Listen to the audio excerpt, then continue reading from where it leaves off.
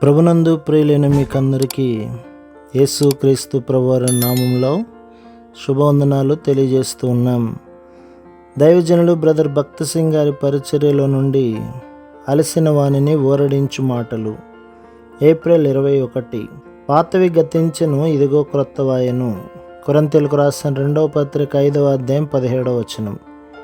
ఇప్పుడు యేసుక్రీస్తు ప్రభువు జీవింపచేయు ఆత్మ ఆయను. కొరింథీయులకు రాసినటువంటి మొదటి పత్రిక 15వ అధ్యాయం 45వ వచనం.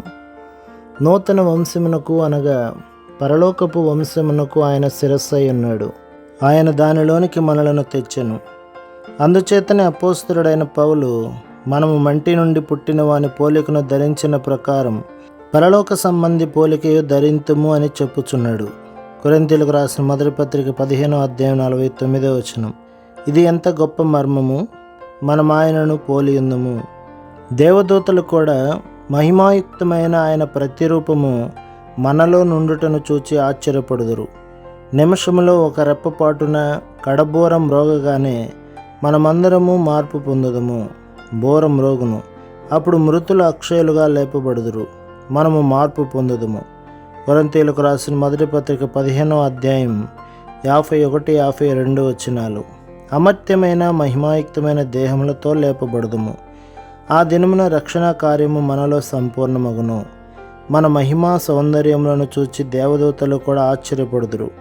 నీవు ఎంత అందమైన వాడవైనను నీవి భూమి మీద ఉన్నంత వరకు నీలో ఏదో ఒక కళంకమో లేక మరొకటియో కనబడును, విరిగిన పన్ను, బట్టతల మొదలగునవి. కానీ ఆ దినమున నీవు మహిమా శరీరమును పొందినప్పుడు దేవదూతలు కూడా నీలో ఏ కళంకమును కనుగొనలేరు. దేవుడు నిన్ను నూతన వ్యక్తిగా చేయగోరుచున్నాడు. ఒక వ్యక్తి పేదవారుండు ప్రాంతము నుండి నడిచి వెళ్ళుచున్నప్పుడు ఒక చిన్న గుడిసెను చూచి ఆకర్షితుడయ్యనని ఊహించుకున్నది. అతడు డబ్బు చెల్లించి దానిని కొన్ను. అతడు ధనవంతుడు, అనుభవము గల ఇంజనీరు కనుక ఆ గుడిసెను కూలద్రోసి అదే స్థలంలో బొంబాయిలోని భవనములను మించిన పెద్ద భవనమును నిర్మించును. అది అందంగా నిర్మించబడి చూచుటకు రమణీయముగా నుండెను. అటువైపుగా వెళ్ళువారు దానిని చూచి ఒక మురికి గుడిసె ఎంత అందమైన భవనముగా మారినదని ఆశ్చర్యపడుదురు. నీ శరీరంలో కలగబోవు ఆ మార్పు ఒక దినమున దీనికంటేనూ అద్భుతముగా నుండును. మన ప్రభు ప్రతి దేశము నుండి ప్రతి సమాజము నుండి ప్రజలను వెతుకుచున్నాడు. వారు ధనికులైనను పేదలైనను చదువుకొనను చదువు లేకునను వారిలో తన స్వంత జీవమును పోసి వారిని అనగా పరసంబంధమైన అమర్త్యమైన నూతన తరముగా మార్చి వారి ద్వారా తన కృపను నిత్యత్వము వరకు కనపరచగోరుచున్నాడు. దేవుని ఆశ్చర్యకరమైన ప్రణాళిక నెరుగక ప్రపంచమునందలి అన్ని భాగములలోని మానవులు తమ స్వంత ప్రయత్నముల ద్వారా నీతిమంతులగుటకు ప్రయత్నించుచున్నారు. అట్టివారు అందముగా కనబడుటకు సబ్బులు క్రీములు వాడినను అందవిహీనముగా కనబడుదురు. ఏ మానవ ప్రయత్నము నిన్ను పరిశుద్ధముగా నీతియుక్తముగా చేయలేదు. నీవు అది అంతయు చేసినను దేవుడు ఇంకనూ నీవు పాపముల చేత చచ్చినవాడవు అనియే చెప్పవలసి వచ్చును.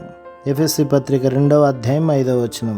ప్రభువు తన ప్రశస్తమైన రక్తమును చిందించి అందరి కొరకు ఒకే క్రయమును చెల్లించవలసి వచ్చెను.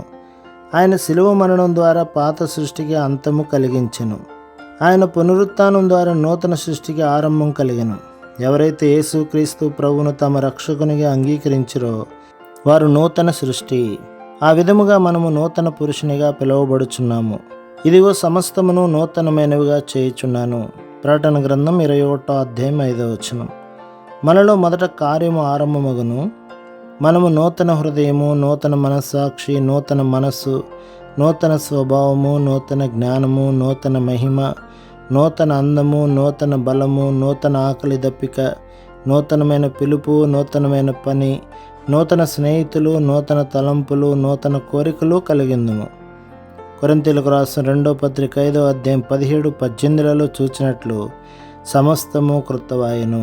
సమస్తమును దేవుని వలనైనవి. ఈ కార్యము భూమి ఆకాశములు గతించిపోయి సృష్టి యావత్తు నూతనముగు వరకు కూడా ఎడతెగక జరుగుచుండును. అప్పుడు దేవుని మహిమ మన ద్వారా బయలుపరచబడును. అందుచేతనే మనము ఒక నూతన వ్యక్తిగా పిలువబడితిమి. ప్రభు మిమ్మును, మీ కుటుంబమును, మీ సంఘమును దీవించి ఆశీర్వదించునుగాక. ఆమేన్.